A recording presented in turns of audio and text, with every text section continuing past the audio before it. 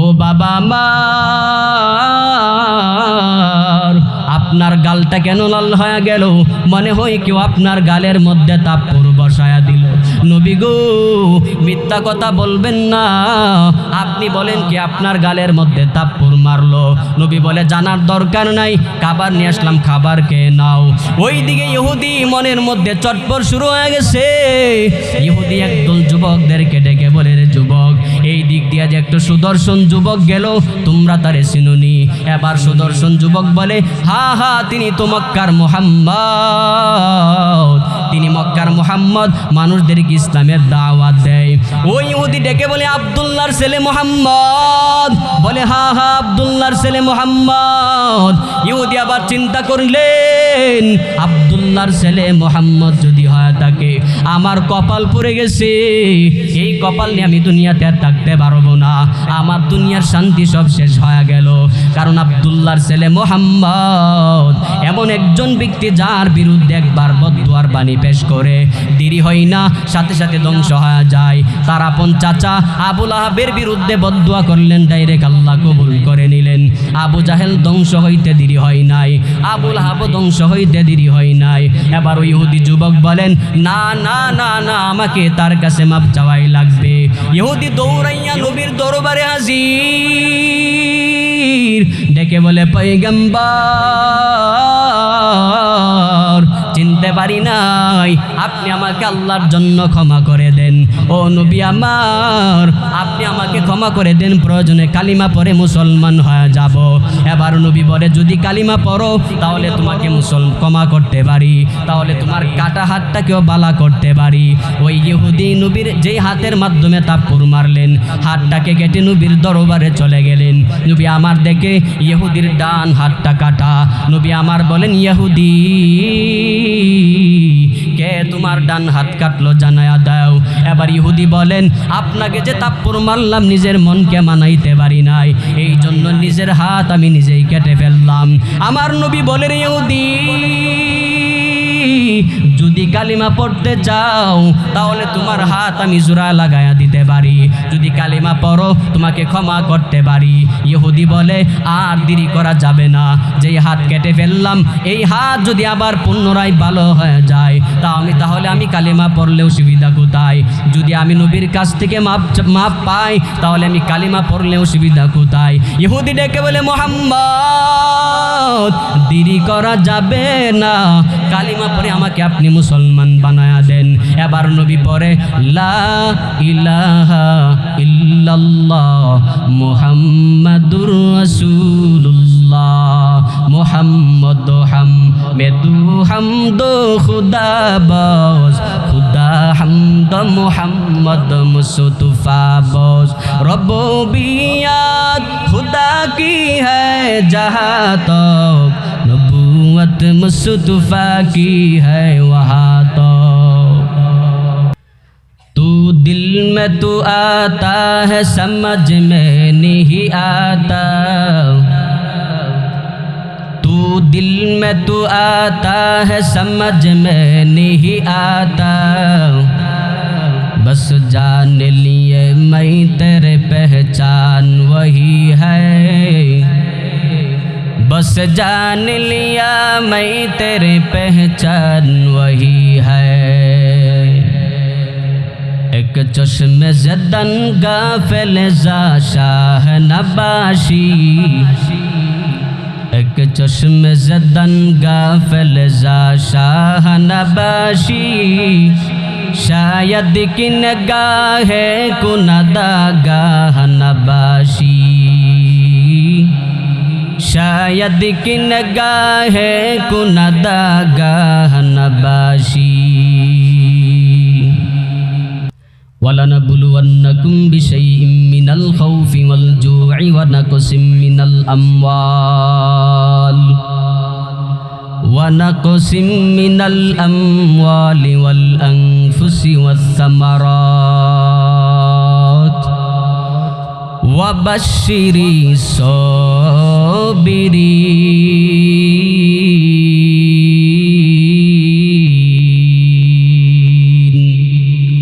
আল্লাহ তাআলা বলেন, হে দুনিয়ার মুমিন নারী পুরুষেরা শুনে নাও, আমি আল্লাহ তাআলা দুনিয়াতে তোমাদেরকে পরীক্ষা করব। কিসের পরীক্ষা করব শুনে নাও। আল্লাহ বলেন ইমানের পরীক্ষা আমি আল্লাহ তোমাদের কাছ থেকে নেব। মুফাসসিরিনে কেরাম জানায়া দেয় ইমানের পরীক্ষার দুইটা দিক আছে। এক নম্বর পরীক্ষা হলো সুখের মাধ্যমে, দুই নম্বর পরীক্ষা হলো বান্দা দুঃখের মাধ্যমে। আল্লাহ তাআলা বলেন কিছু মানুষকে আমি আল্লাহ সুখ দিয়া আমি আল্লাহ পরীক্ষা করব। আবার কিছু মানুষকে আমি আল্লাহ দুঃখের মাধ্যমে, অশান্তি পেরেশানির মাধ্যমে আমি আল্লাহ পরীক্ষা করব। কাদেরকে সুখের পরীক্ষা করব? আল্লাহ তাআলা বলেন ফাআম্মাল ইনসান ইযা মাবতালাহু রাব্বুহু ফাআকরামাহু ওয়া নাআমা। হে দুনিয়ার মুমিন বান্দা বান্দি শুনে নাও, আমি আল্লাহ তোমাদেরকে দুইটা জিনিসের মাধ্যমে পরীক্ষা করব। এক নম্বর পরীক্ষা আমি আল্লাহ ফাআকরামাহু ওয়া নাআমাহু, সম্মানিত করে দিব। সম্পদের মাধ্যমে আমি আল্লাহ সম্মানিত করে দিব, সম্পদ দিয়া দিব। আল্লাহ তাআলা বলেন বান্দা সম্পদের পাহাড় তোমাকে আল্লাহ দান করবেন। এমনও দুনিয়াতে বান্দা আছে কি পরিমাণ সম্পদ আল্লাহ তাআলা দান করলেন নিজেও জানে না। ব্যাংক ব্যালেন্সের মধ্যে কি পরিমাণে টাকা আছে ওই বান্দা কোনো দিন গনে শেষ করতে পারে না। আবার এমনও বান্দা আছে তিন বেলা খাবে কিন্তু ঘরের মধ্যে খাবার নাই, এমন মানুষ সমাজে আছে না নাই? আল্লাহ বলেন বান্দা শুনে নাও, আমি আল্লাহ সম্পদ দিয়া পরীক্ষা করব। কিভাবে পরীক্ষা করব শুনে নাও। আমি আল্লাহ তোমাকে তিন বেলা খাওয়ার জন্য যথেষ্ট পরিমাণে সম্মান দান করব, সম্পদ দান করব। তিন বেলা খাবি আর পাশের ঘরের ভাই ঠিক মতন তিন বেলা খাবার খাইতে পারবে না। তুমি তিন বেলা খাবার খাওয়ার পর আরামে ঘুমাবি, পাশের ঘরের মানুষ তিন বেলা খাবার খাইতে পারে নাই, ঠিক মতন তার চোখেও ঘুম আসে না। আল্লাহর ওই গোলাম ঠিক মতন ঘুমাইতে পারে না, কাজ করতেও পারে না। মনে মনে বড় চিন্তা, আমার টাকা কিভাবে আসবে? আমার মেয়েটা বড় হয়ে গেল, আমি কিভাবে তার বিবাহ দেওয়ার ব্যবস্থা করব? টাকা আমার কোথায় থেকে আসবে? সন্তান বড় হয়ে যাচ্ছে, পড়ালেখা করানোর টাকা নাই, কোথায় আমি টাকা পাই? এই বান্দার মনের মধ্যে বড় চিন্তা, টাকা লাগবে, টাকা লাগবে, টাকা কোথায় থেকে পাবো? পাশের বাড়ির আল্লাহর গোলাম, টাকার অভাব নাই, কিন্তু বান্দা খাওয়ার মতন লোক নাই। যে খাইতে পারে না, যের ঘরে খাবারের কোনো লোক, যের ঘরে খাবারের লোক আছে খাবার খাইতে পারে না, তাকে দেওয়ারও কোনো চিন্তা করে না। আল্লাহ তাআলা বলেন সম্পদের মালিক বানায়া দিলাম, শীতের দিন আর আমি ঘুমাও, অসুবিধা নাই। কিন্তু তোমার পাশের বাড়ির লোক আরামে শীতের দিন ঘুমাইতে ঠিক মতন পারে না। আমি আল্লাহ সম্পদ দিয়া দিলাম, গরমের মধ্যে ফ্যান লাগাইলি, আবার এসির ব্যবস্থা করলি, বান্দা কত আরাম করে করে তুমি ঘুমাও, কিন্তু তোমার পাশের ঘরের ভাই গরমের মধ্যে ঠিক মতন ঘুমাইতে পারে না, একটা ফ্যানের ব্যবস্থা ঠিক মতন করতে পারে না। হে বান্দা শুনে নাও, আমি আল্লাহ যে সম্পদ দিলাম, ওই সম্পদ যদি আল্লাহর রাস্তায় ব্যয় করতে পারো, আমি আল্লাহর সম্পদের হিসাব নিব না। এই সম্পদ যে দান করবি, সম্পদ দান করার বিনিময়ে তোমার আমল নামার মধ্যে নেকির সওয়াব ঢুকায়া দিব। ইয়া ইলাহি তু মেরা রহিম হায়, ইয়া ইলাহি তু মেরা রহমান হায়, ইয়া ইলাহি তু মেরা হান্নান হায়, ইয়া ইলাহি তু মেরা মন্নান হায়।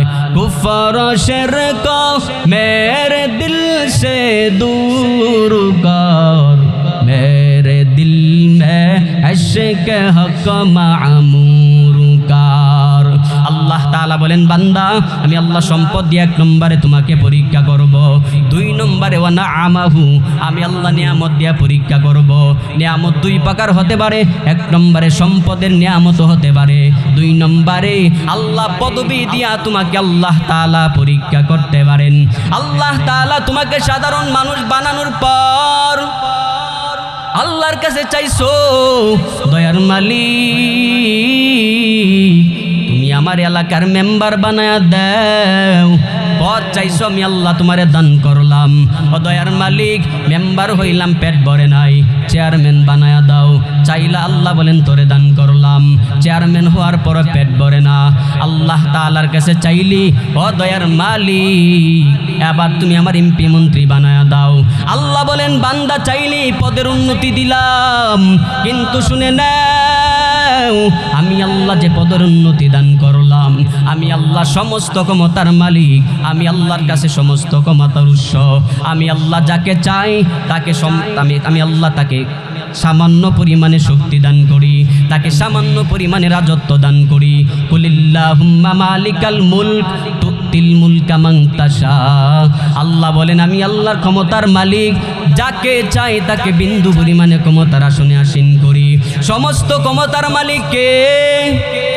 আল্লাহ তাআলা বলেন বান্দা শুনে নাও, আমি আল্লাহর ক্ষমতা থেকে একটু ক্ষমতা আমি আল্লাহ তোমাকে দান করলাম। অল্প ক্ষমতা দেওয়ার পরে বান্দা পরীক্ষা করব, আমি আল্লাহ ক্ষমতা দেওয়ার পরে ক্ষমতা তুমি কোন কাজে ব্যয় করো।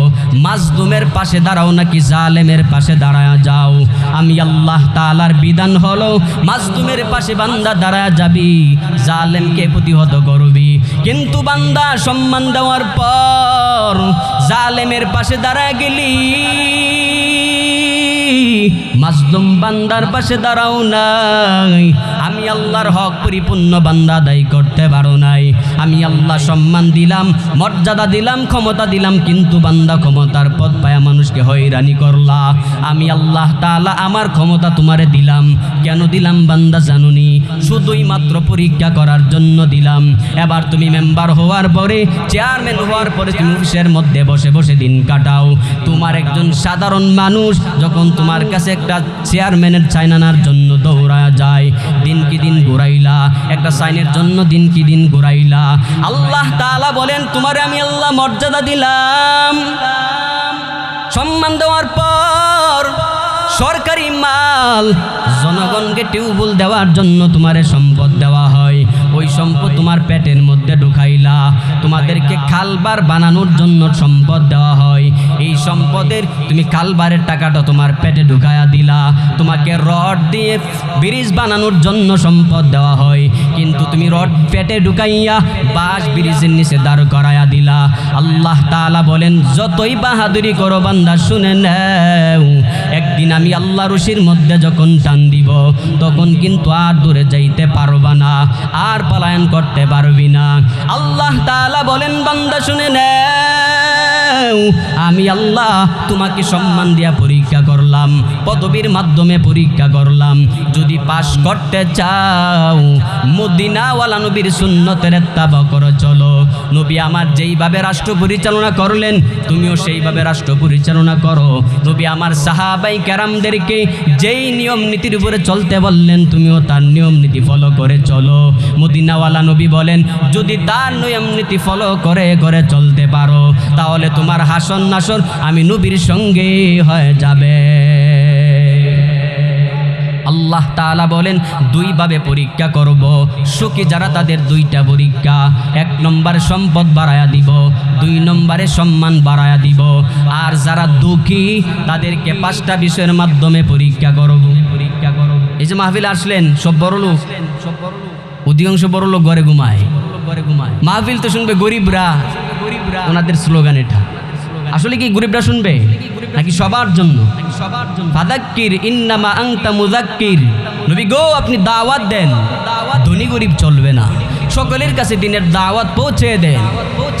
যারা মানবে কামিয়াব হয়ে যাবে, যারা মানবে না ইল্লা মান তাওয়াল্লা ওয়া কাফার, যারা মুখ ফিরায় চলে যাবে, যারা দূরে সরে যাবে তাদের জন্য জায়গা রাখলাম কোথায়? জাহান্নাম। আল্লাহ তাআলা বলেন ধনীদেরকে দুইটা বিষয়ের মাধ্যমে পরীক্ষা করব, আর যারা গরিব আমি আল্লাহ তাদেরকে পাঁচটা বিষয়ের মাধ্যমে পরীক্ষা করব। এক নম্বরে আল্লাহ বলেন ওয়ালা নাবলুওয়ান্নাকুম বিশাইইম মিনাল খাউফ। আল্লাহ তাআলা বলেন অবশ্যই অবশ্যই তোমাদেরকে পরীক্ষা করব। কিসের মাধ্যমে? মিনাল খাউফি, আল্লাহ বলেন ভয়ের মাধ্যমে পরীক্ষা করব। হে বান্দা শুনে নাও, কিসের ভয়? আল্লাহ বলেন মোমেন বান্দা দুনিয়াতে যখন পাঠাইছি একদিন আজরাইল এসে দাঁড়ায় যাবে। আজরাইল যখন আমার সামনে এসে দাঁড়ায় যাবে তখন আমার মৌতটা কি ইমানের সঙ্গে হবে নাকি বেঈমান হয়ে হবে? এই বই নিয়া বান্দা চলা লাগবে। আমাকে যখন কাফনের কাপড় পরাইয়া অন্ধকার কবরের মধ্যে রেখে দেওয়া হবে, 3 সওয়ালের সঠিক জবাব দিতে পারবো কি পারবো না, এই বই নিয়া বান্দা চলা লাগবে। আমারে যখন মুনকার নাকির 3টা সওয়াল করবে, সঠিক জবাব দিতে পারবো কি পারবো না, এই বই আমাদের মধ্যে আছে না নাই? 3 সওয়ালের সঠিক জবাব যদি দিতে পারে আল্লাহ বলবেন জান্নাতে যাবে। কবরটাকে জান্নাতের বিছানা বানায়া দেওয়া হবে, কবরটাকে জান্নাতের সাথে কালেকশন করে দেওয়া হবে। আর যদি 3 সওয়ালের সঠিক জবাব দিতে পারবা না, বান্দা কবরটা জাহান্নামের গর্ত হয়ে যাবে। এবার মুমিন বান্দার ভয়ের কারণ হলো আমি কি সওয়ালের 3 সওয়ালের সঠিক জবাব দিতে পারবো কিনা।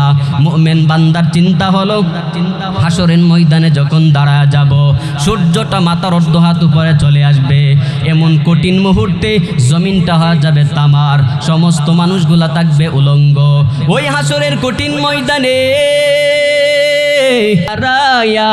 আল্লাহর আরশের মুআল্লার নিচে জায়গা পাবো কি পাবো না, এই চিন্তা নিয়ে আমাকে চলা লাগবে।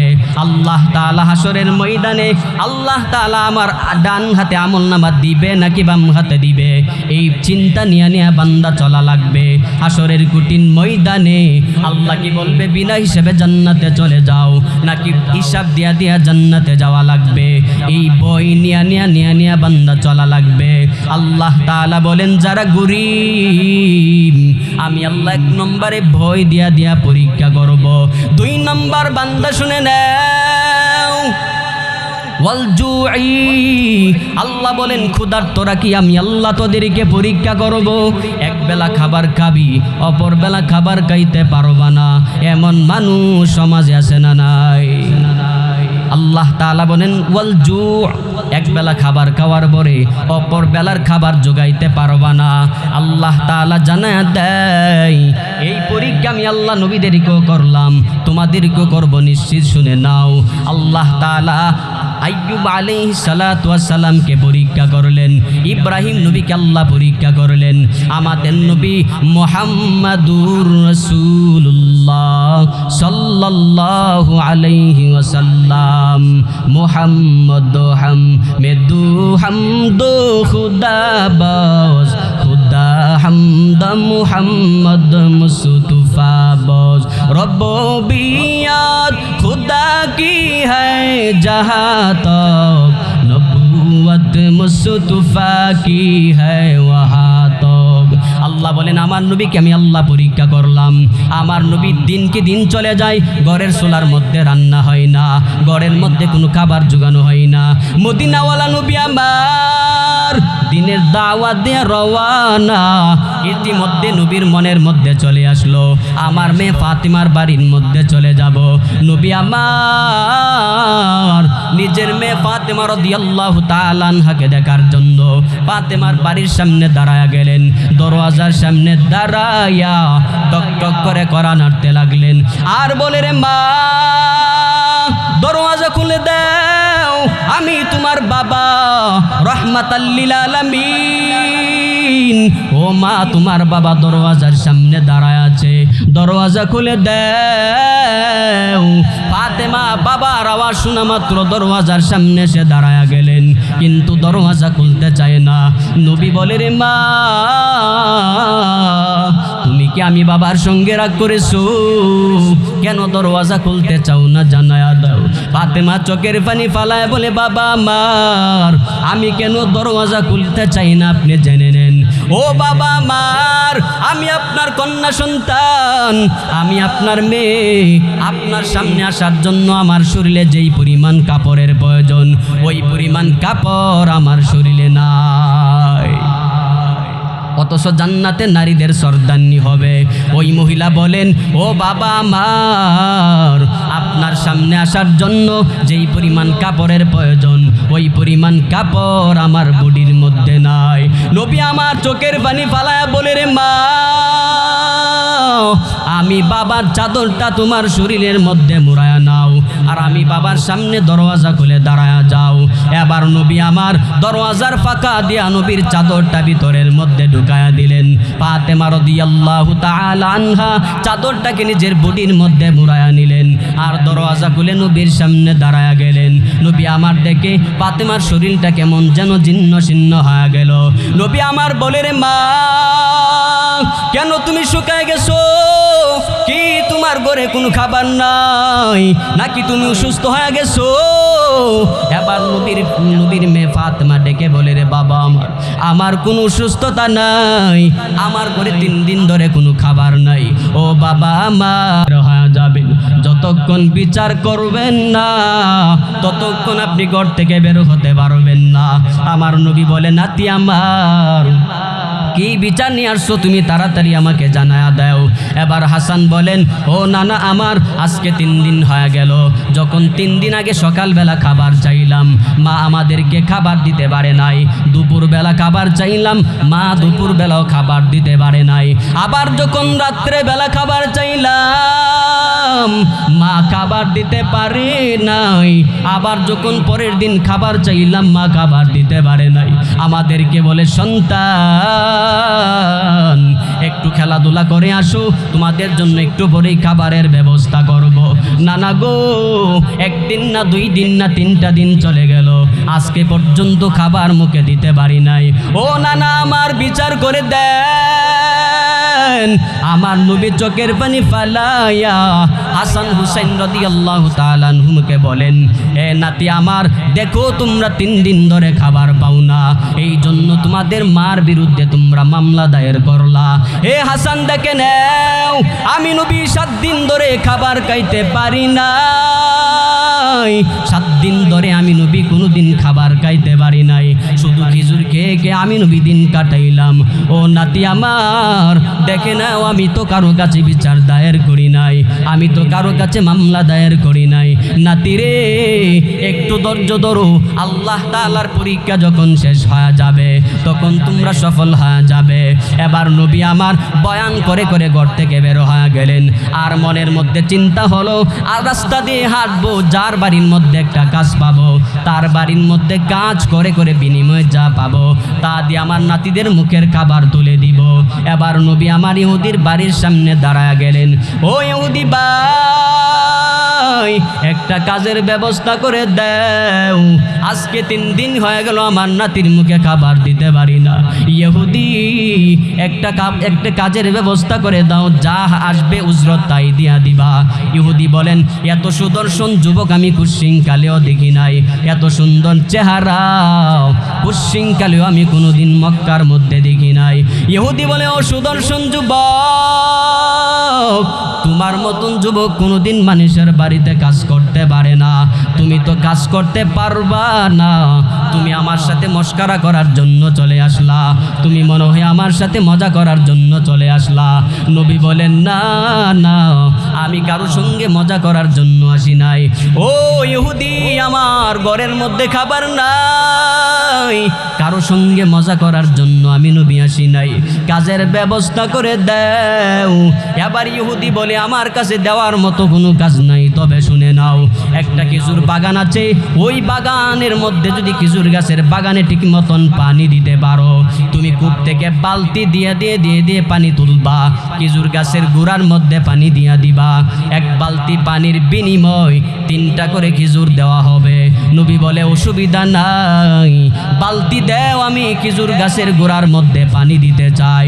এবার নবী আমার রাজি হয়ে গেছেন, বালতি নিয়া নিয়া কূপ থেকে পানি তুলেন, পানি তুলতেছে, 1 বালতি পানি দেয় নবী আমার, 2 বালতি পানি দেয়, এইভাবে 5 বালতি, 6 বালতি, 7 বালতি, 8ম বালতি দেওয়ার পরে নবী আমার যখন 9ম বালতি পানি তোলার জন্য কূপের মধ্যে রশিটা ছেড়ে দিলেন, নবী আমার টান দেয়, রশি ছিঁড়ে বালতিটা কূপের মধ্যে পড়ে যায়। ইহুদি যখন দেখে রশি আসলো কিন্তু বালতি তো আসে না। এবার ইহুদি দৌড়ায় বলে, সুদর্শন যুবক, আমি আগেই বলেছিলাম তোমার দ্বারা কুশৃঙ্খল কাজ হতে পারে না, তুমি আমার ক্ষতি করার জন্যই তো চলে আসলা। আমার নবী বলেন, না না, আমি দুনিয়াতে কারো ক্ষতি করার জন্য আসি নাই। আল্লাহ তাআলা আমাকে দুনিয়াতে সমস্ত মানুষের জন্য রহমত স্বরূপ প্রেরণ করলেন। আমি গোটা মাখলুকাতের জন্য রহমতে এসেছি, কারো ক্ষতি করতে পারি না। ও ইহুদি শুনে নাও, আমি কারো ক্ষতি করি নাই। ইহুদি বলে, না না, তুমি আমার ক্ষতি করার জন্যই চলে আসছো। যদি না হয় তাহলে কেন বালতিটাকে কূপের মধ্যে ফালায়া দিলা? আমার নবী বলেন, না না, আমি ইচ্ছাকৃতভাবে বালতিটাকে কূপের মধ্যে ফালাই নাই, বরং রশি ছিঁড়ে গেছে, রশিটা ছিঁড়ে বালতিটা কূপের মধ্যে পড়ে গেল। ইহুদি বলে, না না, ইচ্ছা করেই তুমি ফালাইলা। নবী বলে, না, ইচ্ছা করে ফালাই নাই। ইহুদি বলে, তুমি ইচ্ছাকৃতভাবে ফালায়া দিলা। নবী বলে, না না, ইচ্ছাকৃত আমি ফালাই নাই। কথা কাটাকাটি হইতেছেন, এমন সময় ইহুদি দূর মেরে আমার নবীর গালে তাপ্পুর মারলেন। আল্লাহর আরশ পর্যন্ত প্রকম্পিত হয়ে গেলেন। যেই নবীর বডির মধ্যে মশা মাছি বসা হারাম, ওই নবীর গালের মধ্যে ইহুদি তাপ্পুর বসায়া দিল। আল্লাহ তাআলা সহ্য করতে পারে নাই। নবী আমার বলে, ইহুদি ভাই, তুমি যে আমারে মারলা, বলো না হাতে ব্যথা পাইছুনি? আমরা কি করতাম? তাপ্পরের বিনিময় পাল্টা তাপ্পর। নবী আমার বলে, ইহুদি ভাই, মারছো, বলো হাতে ব্যথা পাইছুনি? কারণ 7 দিন ধরে খাবার খাইতে পারি নাই, খাবার না খাওয়ার দরুন আমার গালটা শুকায়া গেল। তুমি যে মারলা, বলো না তোমার হাতের মধ্যে ব্যথা পাইছুনি? এবার ইহুদি বলেন, না না, আমি যাকে মারছি সে সাধারণ কোনো লোক হতে পারে না। মারার পরে পাল্টা আক্রমণ না করে বরং বলে হাতের মধ্যে ব্যথা পাইছি কিনা জিজ্ঞাসা করে, এই ব্যক্তি কোনো সাধারণ ব্যক্তি হতে পারে না। এবার নবী আমার বলেন, ও ইহুদি ভাই, বিনিময়ে যা পাইলাম উজরতগুলো আমার খেজুর দিয়া দাও, আমি আমার খেজুর নিয়া আমার নাতিদের মুখের মধ্যে খাবার তুলে দিব। এবার ইহুদি বলে, আমার বালতি যে ফালাইলা, বালতিকে তুলে দিবে। নবী বলে, এই বালতি তোলার মতন ক্ষমতা আমার মধ্যে নাই। আল্লাহ তাআলা বলে, জিবরাইল, আমার নবীকে যাইয়া জানা দাও, ওই নবী যদি বালতি না তোলে তাহলে সারা জীবন ইহুদি নবীর বদনাম করবে, বলবে নবী ক্ষতি করার জন্য দুনিয়াতে আসছে। যদি বলে প্রমাণ কি, বলে আমার বালতিটা নবীজি কূপের মধ্যে ফালায়া দিল, সারা দুনিয়ার মানুষকে বলবে নবী ক্ষতি করার জন্য দুনিয়াতে আসছে। ও নবী আমার, আপনি দেরি করবেন না, কূপ থেকে বালতিটা তুলে ইহুদির হাতের মধ্যে ধরায়া দেন। এবার নবী আমার বলে, হে জিবরাইল,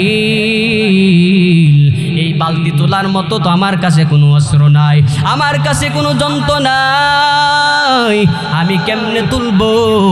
এবার জিবরাইল বলেন, নবী আপনার কোনো অস্ত্র লাগবে না, আপনার কোনো যন্ত্রপাতি লাগবে না, বিসমিল্লাহ বলে হাতটা বাড়ায়া দিতে দেরি হবে, বালতি আপনার হাতে আসতে দেরি হবে না। নবী আমার বলেন, বিসমিল্লাহ বলে আমি যখন কূপের মধ্যে ডান হাতটা বাড়ায়া দিলাম, বালতি লাফের আমার হাতের মধ্যে চলে আসলো। এবার ইহুদি তাকায়া দেখে যেই বালতির জন্য নবীর গালের মধ্যে তাপ্পর বসায়া দিলাম, ওই বালতি তো এখন নবীর হাতের মধ্যে চলে আসলো। ইহুদি চিন্তা করলেন, না না, এই মানুষ সাধারণ মানুষ না, কোনো সাধারণ বংশের মানুষ হতে পারে না, এই ব্যক্তির কাছে জলদি মাপ চাওয়া লাগবে, যদি দেরি হয়ে যায় না জেনে আমার কপাল খারাপ হয়ে যেতে পারে। এবার ইহুদি বলে, এ সুদর্শন যুবক, ক্ষমা করে দাও, তোমাকে চিনতে পারি নাই, ক্ষমা করে দাও, যদি ক্ষমা করে দাও তাহলে আমি শান্তি পাবো। এবার নবী বলেন, ক্ষমা তোমার কোনো কিছুর দরকার নাই, উজরত তো আমি বাড়ির মধ্যে চলে যাব।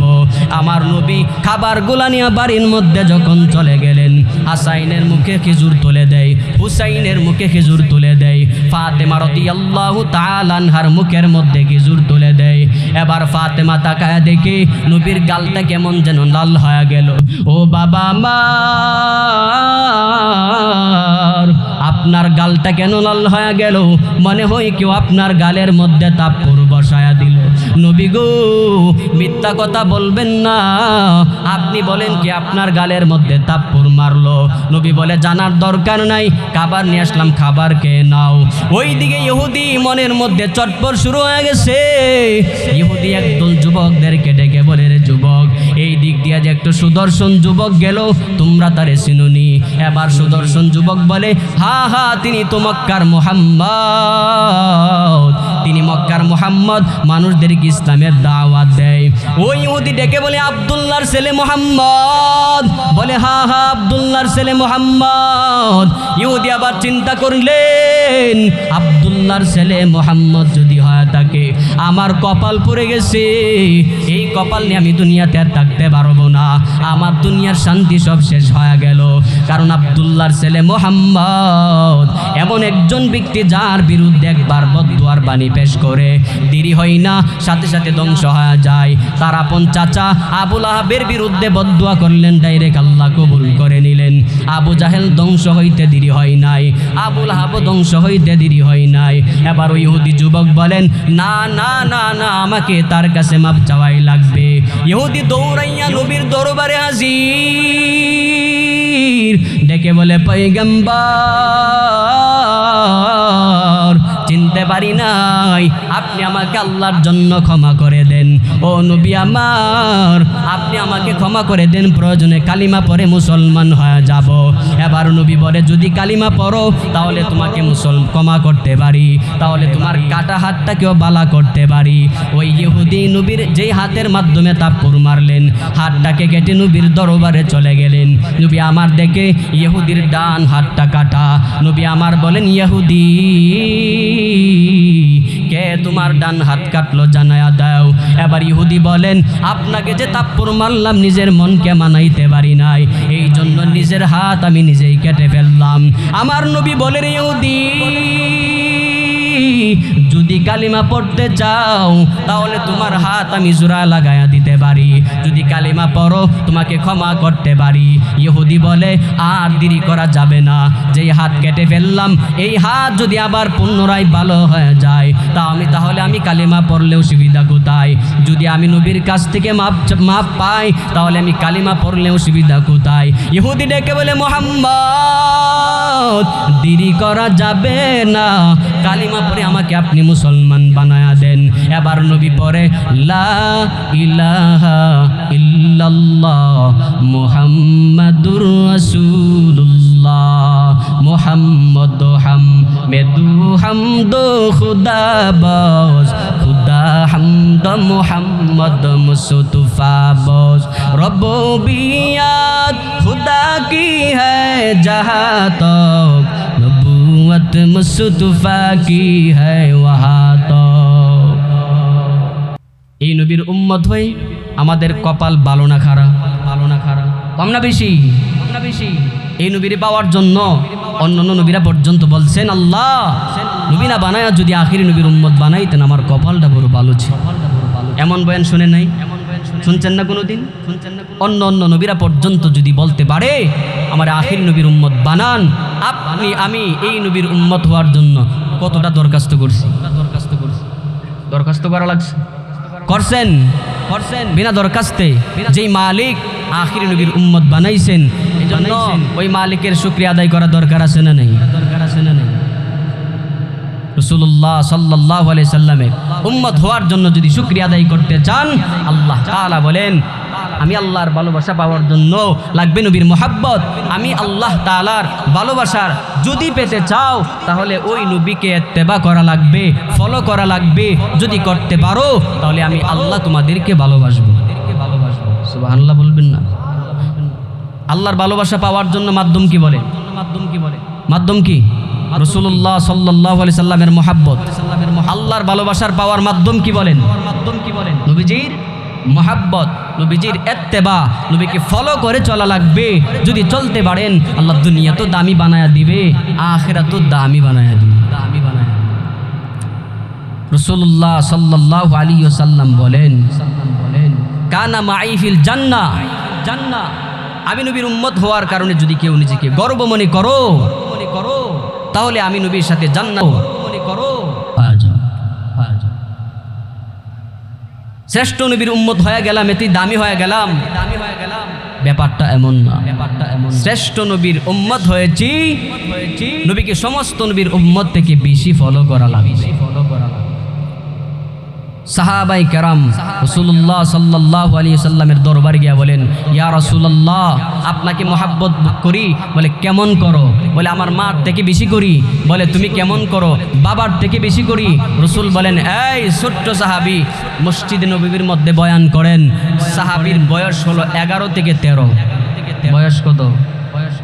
11 থেকে 13 বছর বয়সের ছোট্ট সাহাবী। রাসূল বলেন, এই তুমিও কি মহাব্বত করো? বলে, ইয়া রাসূলুল্লাহ, আমি আমার নিজের জীবন থেকে, আমি আমার মা বাবা থেকে, আমি আমার দুনিয়ার সব কিছু থেকে আপনাকে বেশি মহাব্বত করি। রাসূল বলেন, প্রমাণ কি? এবার সাহাবী বলেন, কি প্রমাণ চান বলেন? রাসূল বলেন, এই যে খঞ্জরটা দিলাম, তুমি আমার মহাব্বতে তুমি তোমার বাবার কল্লাটা আলাদা করে দাও। সুবহানাল্লাহ বলেন। সাহাবী বলেন, শুধুমাত্র এটা? দেরি করা যাবে না। লাভ মেরে বাবার কোলে উঠে গেলেন আর বলেন, নবী বিসমিল্লাহ বলে চালায়া দিলাম। নবী বলে, সাবধান, তোমার বাবার কল্লা আলাদা করার জন্য বলি নাই, পরীক্ষা করলাম মহাব্বত কতটুকু আছে। আমার আপনার মহাব্বত কি তাদের মতো? রাসূলুল্লাহ সাল্লাল্লাহু আলাইহি ওয়াসাল্লাম বলেন, এই মহাব্বত নিয়ে যদি চলতে পারো, কানা মাই ফিল জান্নাহ, শুনে নাও, আমি নবীর সঙ্গে জান্নাতে থাকতে পারবা। আল্লাহ তাআলা বলেন, ওয়ালা নাবলুওয়ান্নাকুম বিশাইইম মিনাল খাউফি ওয়াল জু', আমি আল্লাহ তাআলা এক নম্বরে তোমাদেরকে ভয় দিয়া পরীক্ষা করব। 2 নম্বর ক্ষুধার্তরা কি আমি আল্লাহ তাআলা তোমাদেরকে পরীক্ষা করব। নবীর ঘটনা বলতেছিলাম, নবী আমার বলেন, আমি 3 দিন হয়ে গেল পেটে খাবার ঢুকাইতে পারি না। আমার সাহাবাই কারাম দিন কি দিন চলে যায়, মাস কি মাস চলে যায়, খাবার খাইতে পারে না। এমন ঘটনা শুনছেন কি শুনেন নাই? নবী আমার বলেন, দিন কি দিন চলে যায়, আমার ঘরে খাবার নাই। ও সাহাবাই কেরাম, আল্লাহ তাআলা তৈরি জান্নাত যদি পেতে চাও, তাহলে দুনিয়াতে কষ্ট করা লাগবে। হাজাবতুন নারি বিশাহওয়াত ওয়া হাজাবতুল জান্নাতা বিল মাকার। জিবরাইল আমিন জান্নাতে ঢুকলেন। জিবরাইল বলেন, দয়ার মালিক, যেই সুন্দর জান্নাত বানাইছেন, এই জান্নাত আপনার সমস্ত বান্দারা পেয়ে যাবে, আপনার সমস্ত বান্দারা জান্নাতি হয়ে যাবে, কোনো অসুবিধা হবে না। এবার আল্লাহ তাআলা বলেন, জিবরাইল অপেক্ষা করো, কিছুক্ষণ পরে আবার জান্নাতের মধ্যে ঢুকবা। আল্লাহ তাআলা জান্নাতটাকে একটা পর্দা দ্বারা ঢেকে দিলেন। এবার জিবরাইল জান্নাতকে দেখার জন্য গেলেন। এবার জিবরাইল বলেন, ও দয়ার মালিক, কিছুক্ষণ আগে দেখলাম জান্নাত এত সুন্দর, আপনার কোনো মানুষগুলা জাহান্নামে যাবে না, সবাই জান্নাতের দিকে দৌড়াবে। আবার এখন কি করলেন? আল্লাহ তাআলা বলেন, জিবরাইল, এই জান্নাত যদি কোনো বান্দা কামাই করতে চায়, তাহলে এই পর্দাটাকে পাড়ি দেওয়া লাগবে। বলে কিসের মাধ্যমে? জান্নাতটাকে ডাকলেন।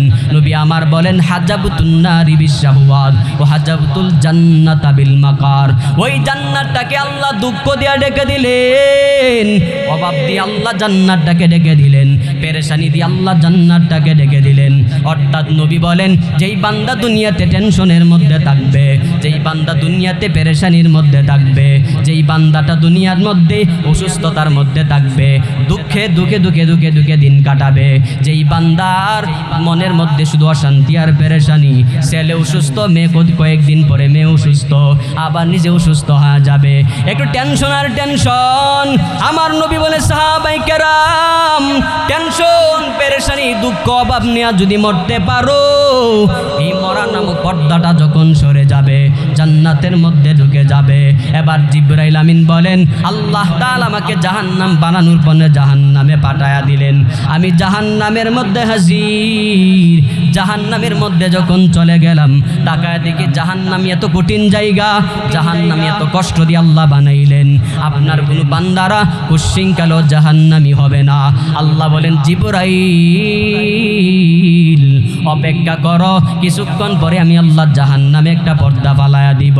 এবার আল্লাহ জাহান্নামকে পর্দা দ্বারা ডেকে দিলেন। আল্লাহ বলেন, জিবরাইল এবার জাহান্নামে যাও। ওই জাহান্নামটাকে আমি আল্লাহ পর্দার মাধ্যমে ডেকে দিলাম। দিলাম। এবার জিবরাইল দৌড়াইয়া গেলেন, ইয়া জাহান্নামের কিনারার মধ্যে দাঁড়ায়া দেখে ওই জাহান্নামটাকে দুনিয়ার নিয়ামত দ্বারা সাজায় রাখলেন। দুনিয়ার সুখ বিলাসিতা বাড়ি গাড়ি দ্বারা আল্লাহ জাহান্নামকে সাজায় রাখলেন। নবী বলেন, দুনিয়ার আরাম আয়েশের মাধ্যমে যেই ব্যক্তি জীবনটা কাটাইতে চায়, শুধু আরাম আয়েশ চায়, শুধু দুনিয়া চায়, দুনিয়া চাই, দুনিয়াতে বড় হতে চাই, দুনিয়া চাই, দুনিয়ার বাড়ি চাই, নারী চাই, গাড়ি চাই, আমার নবী জানায় দে ও সাহাবায়ে কেরাম, এই দুনিয়ার বাড়ি গাড়ি নারী দ্বারা যদি জীবনটাকে কাটায় দাও, মৃত্যু যদি অবস্থার মধ্যে তোমার এসে যায়, তাহলে শুনে নাও এই দুনিয়ার বাড়ি গাড়ি নারী যখন মৃত্যুর মাধ্যমে দূর হয়ে যাবে, তখন তোমার ঠিকানা হয়ে যাবে জাহান্নাম। হাদিস দ্বারা কি বুঝলাম? দুনিয়ার দুঃখ কষ্ট পেরেশানির নিচে আছে জান্নাত, আর দুনিয়ার আরাম আয়েশের নিচেই আছে জাহান্নাম। কোনটা চান? জান্নাত না জাহান্নাম? জান্নাত না জাহান্নাম? কথা বলেন, কথা বলেন। জান্নাত দরকার আছে না নাই? দরকার আছে না নাই? একটা বাড়ি হইলে আরেকটা লাগবে, থানার না শ্রীনগর থানার মধ্যে লাগবে, আর একটা ঢাকা হলে ভালো হয়, বিবারিয়া থাকলে আরে ভালো, আরও যদি কোনো শহরের মধ্যে থেকে আরও ভালো। একটা হইলে আরেকটা দরকার, একটা গাড়ি হলে আরেকটা দরকার। আপনার দুনিয়া লাগবেই লাগবে। শুধু দুনিয়া চাইলেন, আখিরাত তো কোনোদিন চাইলেন না। আল্লাহ তাআলা বলেন, রব্বানা আতিনা ফিদ দুনিয়া হাসানা ওয়া ফিল আখিরাতি হাসানা ওয়া কিনা আযাবান নার। যেই ব্যক্তি দোয়াটা করবে, রব্বানা আতিনা ফিদ দুনিয়া হাসানা, আল্লাহ তুমি আমারে দুনিয়াতে কল্যাণকামীদের অন্তর্ভুক্ত করে দাও, ওয়া ফিল আখিরাতি হাসানা, আখিরাতে পরকালে আমাকে কল্যাণকামীদের অন্তর্ভুক্ত করে নিও, ওয়া কিনা আযাবান নার, পরিশেষে জাহান্নামের আগুন থেকে বাঁচায়া দিও। ওই ব্যক্তি সফল। ওই ব্যক্তি কি বলেন? সফল। পরিশেষে আরেক ব্যক্তি বলে, রব্বানা আতিনা ফিদ দুনিয়া ওয়া মা লাহু ফিল আখিরাতি মিন খালাক, ও আল্লাহ শুধু দুনিয়াতে বাড়ি দাও, দুনিয়াতে টাকা পয়সার মালিক বানায়া দাও।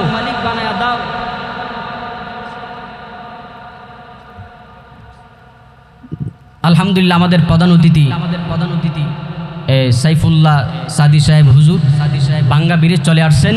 আপনারা এখনও যারা এদিক সেদিক ঘোরাফেরা করছেন, অতি শীঘ্রই মাহফিলের প্যান্ডেলে চলে আসে। বরনা হুজুর হরিপুর চলে আসছেন।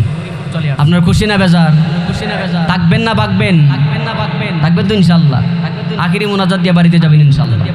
রাসূলুল্লাহ সাল্লাল্লাহু আলাইহি ওয়াসাল্লাম বলেন, অনেক ব্যক্তি এমন আছে, রব্বানা আতিনা ফিদ দুনিয়া হাসানা ওয়া মা লাহু ফিল আখিরাতি মিন খালাক, রব্বানা আতিনা ফিদ দুনিয়া, আল্লাহ দুনিয়াতে আমারে বাড়ির মালিক বানায়া দাও, দুনিয়াতে আমারে গাড়ির মালিক বানায়া দাও, দুনিয়াতে নারী দাও, দুনিয়াতে ওইটা দাও, ওইটা লাগবে, ওইটা লাগবে।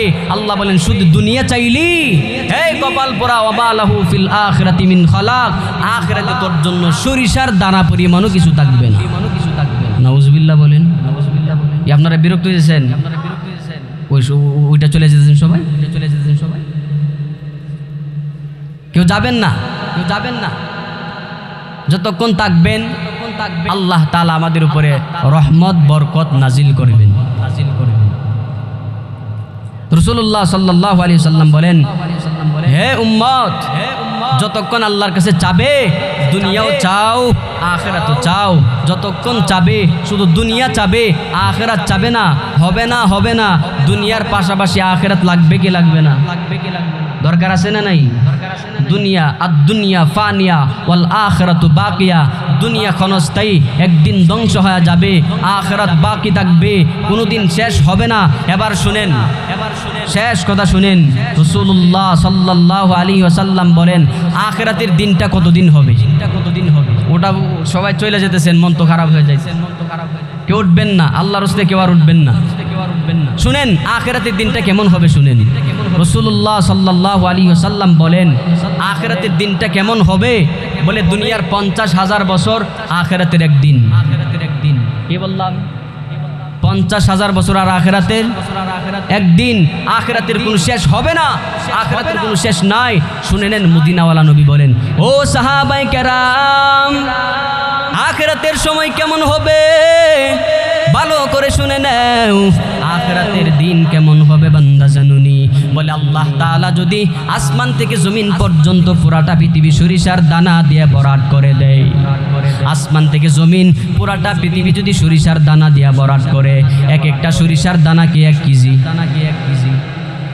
হ্যাঁ, সরিষার দানা কত বড়? মদিনাওয়ালা নবী বলেন, সাহাবাই কেরাম, সরিষার দানা দিয়া যদি আসমান জমিন ভরাট করে দাও, শুনে নাও, একটা পাখিকে যদি বলা হয় পাখি, একটা একটা করে 1000 বছর পরে একটা সরিষার দানা খাবি, এর বেশি খাইতে পারবা না। 1000 বছর পরে একটা করে দানা খাবি, আর 1000 বছর পরে একটা দানা খাবি। মুফাসসিরিনে কেরাম জানায় দেয়, একদিন না একদিন ওই সরিষার দানাগুলা পাখিকে শেষ করে ফেলবে, কিন্তু আখিরাত কুশিংকালও শেষ হবে না। এবার চিন্তা করেন কি পরিমাণ সরিষার দানায় প্যান্ডেলের মধ্যে লইতে পারে। মুফাসসিরিনে কেরাম বলেন, 1000 বছর পরে একটা করে দানা যদি পাখিকে ফেলে, তারপরও একদিন না একদিন সমস্ত দানা শেষ হয়ে যাবে, কিন্তু আখিরাতের ময়দান কুশিংকালও শেষ হবে না। ও সাহাবায়ে কেরাম, আখিরাতের জগৎটা কেমন হবে জানো? দুনিয়ার ভাই আখিরাতে তোমার ভাই পরিচয় দিবে না, দুনিয়ার মা আখিরাতের ময়দানে তোমার মা বলে পরিচয় দিবে না, ওই বাবাটা বাবা বলে পরিচয় দিবে না, স্ত্রীটা স্বামী বলে কুশিংকালে পরিচয় দিবে না। ইয়াউমা ইয়াফিরুল মারউ মিন আখি ওয়া উম্মিহি ওয়া আবি ওয়া সাহিবাতিহি ওয়া বানি।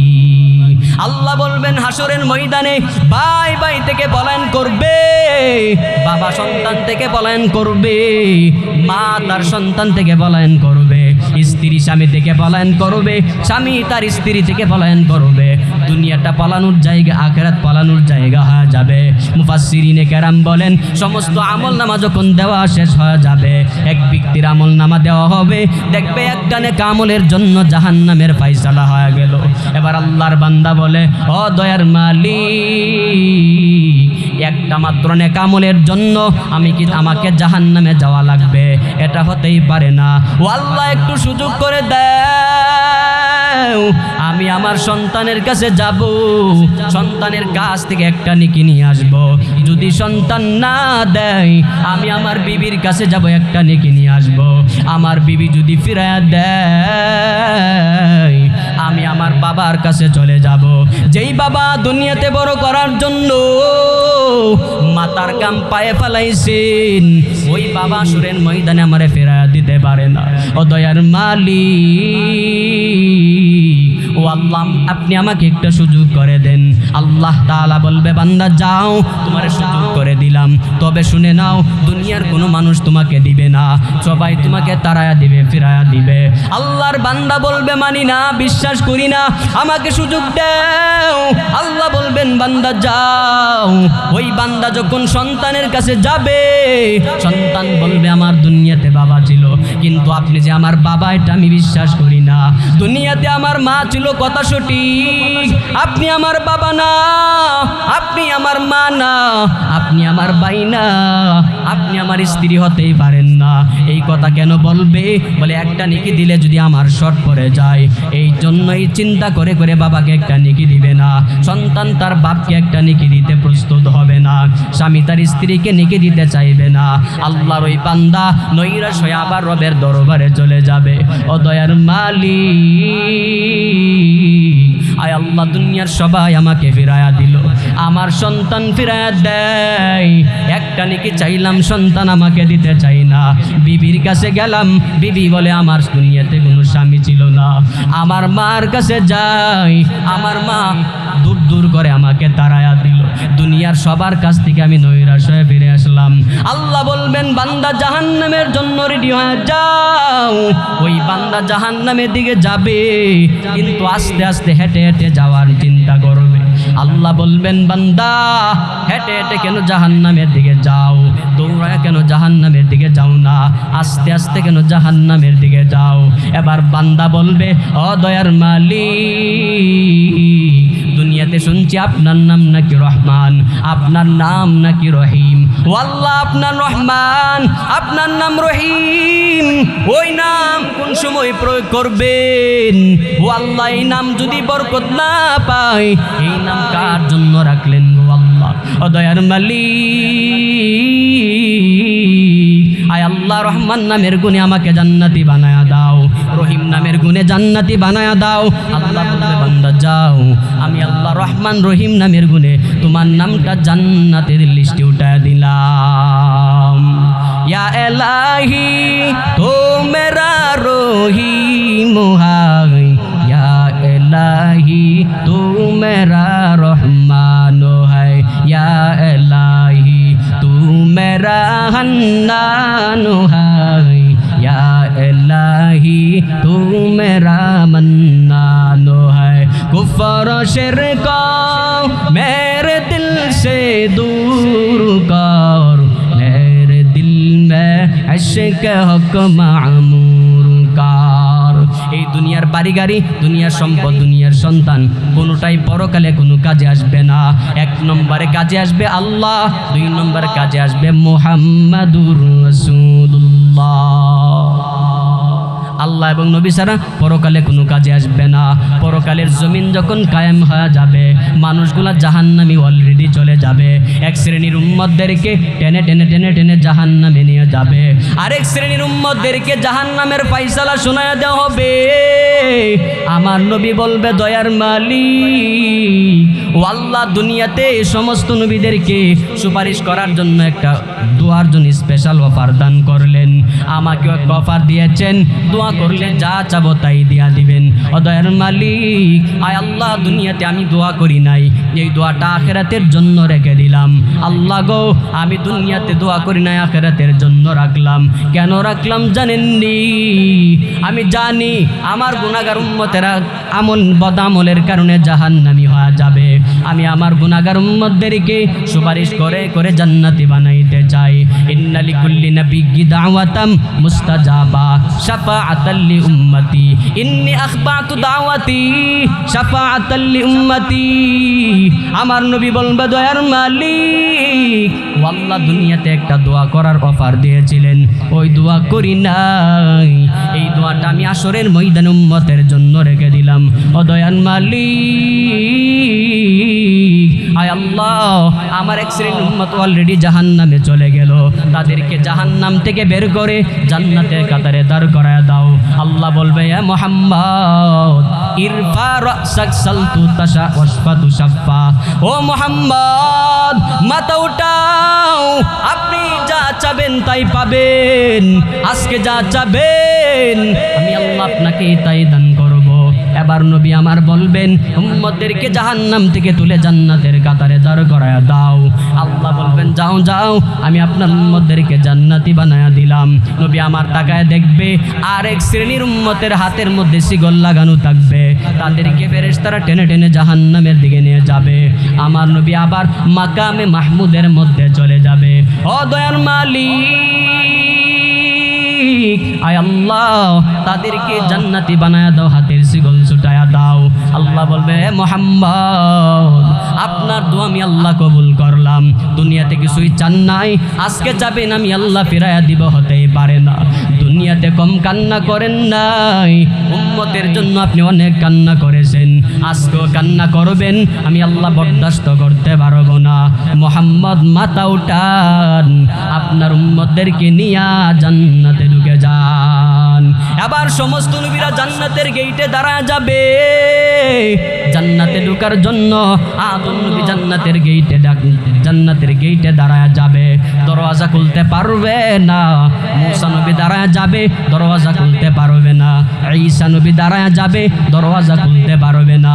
আমার নবী যখন জান্নাতের গেইটে দাঁড়ায় যাবে, এবার নবী আমার বলবেন বিসমিল্লাহির রহমানির রহিম। বিসমিল্লাহ বলতে দেরি হয়, জান্নাতের দরওয়াজা খুলতে দেরি নাই। আদম নবী তাকায় দেখবে মুহাম্মদ বিসমিল্লাহ বলতে দেরি হয়ে গেল, জান্নাতের দরওয়াজা খুলতে দেরি নাই। দারওয়ান ফেরেশতা বলবে আপনার জন্যই তো এতক্ষণ পর্যন্ত দরওয়াজা লক লাগানো ছিল, দরওয়াজার মধ্যে তালা ছিল, আপনি যখন বলছেন জান্নাতের দরওয়াজা খুলতে দেরি হতে পারে না। কেমন নবী পেয়েছো গোকর্ণ এলাকার মানুষ? ওই নবীর জন্য ওই নবী জান্নাতে না ঢোকা পর্যন্ত অন্য নবীরা জান্নাতে ঢুকতে পারবে না। ওই নবীর উম্মতেরা জান্নাতে না ঢোকা পর্যন্ত অন্য নবীর উম্মতেরাও জান্নাতের মধ্যে ঢুকতে পারবে না। কি কেমন দামি নবী পেয়েছি! ওই দামি নবীর মর্যাদার দামি উম্মত যদি হতে চাও, নবীর সুন্নতের ইত্তেবা করা লাগবে। কেমনে করবা? মদিনাওয়ালা নবী জানায়া দেয়, তোমরাও খাও আমি নবীও খাই, তবে উম্মতেরা শুনে নাও, আমি নবী যখন খানা করতাম ইতিকাফের নিয়ত করতাম, যতক্ষণ মসজিদে বসে থাকবে ফরজ নামাজের সওয়াব আল্লাহ দান করবেন। মদিনাওয়ালা নবী বলেন এই সুন্নতের আমলগুলা তোমরা করে নাও। মদিনাওয়ালা নবী বলেন আমিও ঘুমাইতাম, তোমরাও ঘুমাও। আমি নবী ডান দিক দিয়ে শুয়ে ঘুমাই, হুজুরত অবস্থায় ঘুমাইতাম। মদিনাওয়ালা নবী বলেন তোমরা ডান করে ঘুমাও। মদিনাওয়ালা নবী বলেন উম্মতের দল, আমি নবী পানি পান করি, তোমরাও পানি পান করো। ব্যবধান কি হলো? আমি নবী 3 শ্বাসে পানি পান করি, তোমরা এক শ্বাসে পানি পান করো। আমি নবী বসে বসে পানি পান করি, তোমরা দাঁড়ায় পানি পান করো। এটাই হলো ব্যবধান। আমার নবী বলেন 3 শ্বাসে পানি পান করবা, তাহলে অনেক বড় উপকার হয়ে যাবে। কি উপকার হবে? আজকাল ডাক্তাররা কি বলে শুনে নাও। ডাক্তাররা বলেন 3 শ্বাসে পানি পান করবা। কেন করবা জানোনি? এক শ্বাসে যদি পানি পান করো তাহলে ভিতর থেকে একটা শ্বাস বের হয় নাক দিয়া, ওই নাকের শ্বাসটা গ্লাসের মধ্যে যদি ঢুকে যায় তাহলে নাক দিয়ে একটা বিষাক্ত পদার্থ বের হয়, ওই বিষাক্তটা আবার গ্লাসের পানির মধ্যে ঢুকে যাবে। এক শ্বাসে যদি পান করো তাহলে ভিতরের পানিটা ময়লাটা আবার পানির সঙ্গে ভিতরে ঢুকে যাবে। ডাক্তাররা বলে 1500 বছর আগে নবী জানায়া দেয়, ও উম্মতেরা শুনে নাও, 3 শ্বাসে পানি পান করো, তাহলে কি লাভ হবে বান্দা জানুনি? কিডনির মধ্যে কোনো সমস্যা হবে না। 2 নম্বরে তোমাদের ভিতরে রোগ বিধি আল্লাহ কুদরতিভাবে বের করে দিবে। এক শ্বাস পানি পান করার পরে শ্বাসটাকে বাহিরে ফেলে দাও, শ্বাসটাকে গ্লাসের ভিতরে ফালাইবা না। যদি ফালাইয়া দাও তাহলে তোমাদের ভিতরের পদার্থটা আবার গ্লাসের মধ্যে পড়ে পানির সঙ্গে ভিতরের মধ্যে ঢুকে যাবে। এজন্য নবী আমার বলেন আমি নবীর সুন্নতের ইত্তেবা যদি ঠিক মতন করতে পারো, কানা মাই ফিল জান্নাহ, আমি নবীর সঙ্গে জান্নাতে থাকবা। নবীর সঙ্গে জান্নাতে থাকতে চান তো ইনশাআল্লাহ? যদি চান তাহলে নবীর সুন্নতের ইত্তেবা করা লাগবে। নবীর সুন্নতের ইত্তেবা করার দরকার আছে না নেই? কেমনে করবেন? মন চাই জিন্দেগি নাকি রাসূলুল্লাহ যেভাবে বলছেন সেইভাবে চলা লাগবে? মদিনাওয়ালা নবী জানায়া দেয় আমি নবীর সুন্নতের ইত্তেবা করার জন্য, আমি নবীর সুন্নতটা জারি করার জন্য সাহাবায়ে কেরাম নিজের জীবনটাকে দিয়া দিলেন। সাহাবায়ে কেরাম নিজের জীবনটাকে শাহাদাতের পেয়ালা পান করলেন শুধুমাত্র একটা সুন্নত জারি করার জন্য। ও আমার উম্মতেরা শুনে নাও, আমি নবীর সুন্নত যদি জারি করতে পারো তাহলে শুনে নাও 100 গলা কাটা শহীদের সওয়াব দান করা হবে। এই ফজিলত যদি অর্জন করতে চাও নবীর সুন্নতের ইত্তেবা করা লাগবে।